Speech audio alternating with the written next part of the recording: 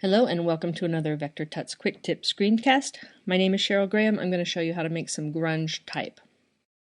First, start by typing something, and then go up to the type menu and create outlines from it. Even though it's a group of letters, we need Illustrator to think of it as one path, so we're going to make a compound path out of it by going up to Object, Compound Path, Make. I'm just going to change this back to black, and now we'll make the texture. I'm going to start with some free wood textures that I found on PSD Tuts. Any kind of textured photograph will do, and this one looks good.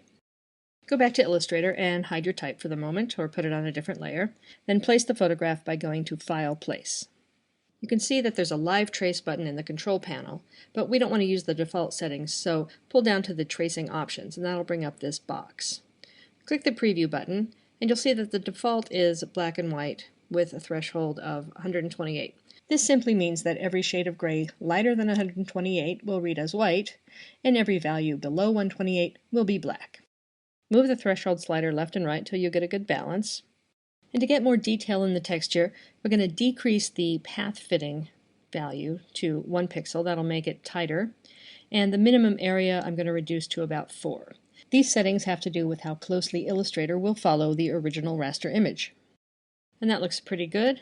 I also want to click Ignore White, and then click Trace, and then click Expand to turn this into vector shapes. Show the type again, and your grunge is on top of the type.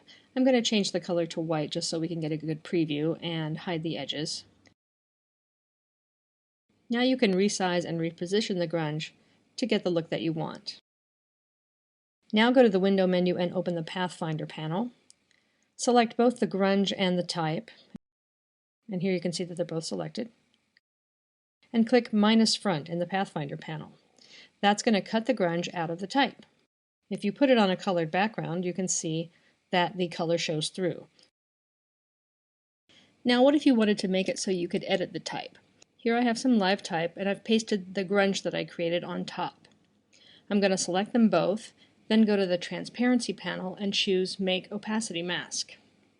You can see the thumbnail in the Transparency panel, the grunge on the right and the type on the left, and if the type is active, which is indicated by this dark black outline around the thumbnail, you can treat it just like regular type and change it.